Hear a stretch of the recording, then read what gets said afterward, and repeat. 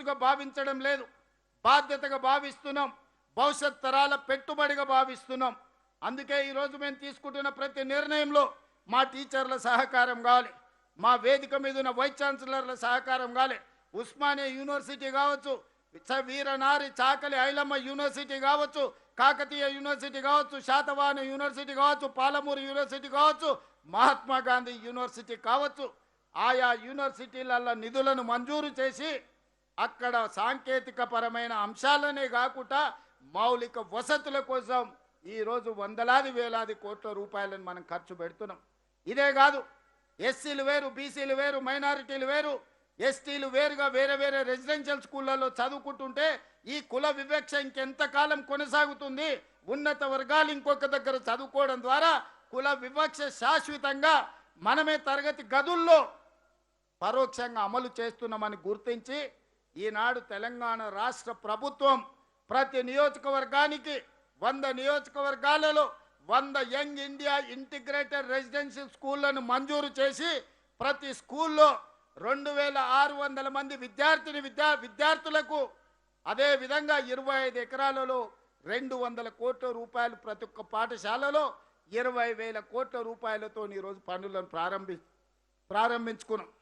నా లక్ష్యం ఒక్కటే, నా కోరిక ఒక్కటే, నా స్వప్నం ఒక్కటే, ఈ తెలంగాణ ప్రాంతంలో ఉన్న పేదోళ్ళ బిడ్డలు, దళితులు కావచ్చు, గిరిజనులు కావచ్చు, ఆదివాసులు కావచ్చు, బలహీన వర్గాలు కావచ్చు, మైనారిటీల బిడ్డలు కావచ్చు, ధైర్యంగా గుండె మీద చేసుకొని యంగ్ ఇండియా ఇంటిగ్రేటెడ్ స్కూల్లో నేను చదువుకున్నా, నేను డాక్టర్నైనా, నేను లాయర్నైనా, నేను ఇంజనీర్నైనా, నేను సైంటిస్ట్నైనా, నేను ఐఏఎస్ ఐపీఎస్ ఐఎఫ్ఎస్నైనా, నేను ఎమ్మెల్యే అయినా ఎంపీ అయినా తెలంగాణ రాష్ట్రానికి ముఖ్యమంత్రిని అవుతా అని ధైర్యంగా చెప్పగలిగిన పరిస్థితులు ఆ పేద కుటుంబాలకు రావాలి.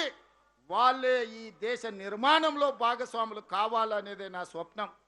ఇవాళ ఈ వేదిక మీద ఉన్న వాళ్ళు 90% ఎవరైనా ఉండొచ్చు, కేశవరావు గారు ఉండొచ్చు, చక్రపాణి గారు ఉండొచ్చు, లేదా ఈ వేదిక మీద ఉన్న పొన్నం ప్రభాకర్ గారు కావచ్చు, ఎవరినైనా తీసుకోండి, నాతో సహా ఎక్కడ చదువుకున్నామయ్యా? మేము ప్రభుత్వ పాఠశాలలో చదువుకున్నాం.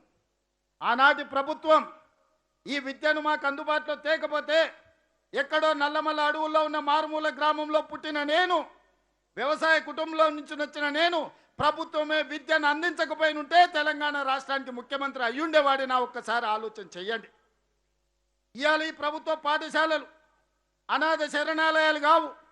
ఈ ప్రభుత్వ పాఠశాలలు దేశ భవిష్యత్తుకు నిర్మాణం చేసే ఒక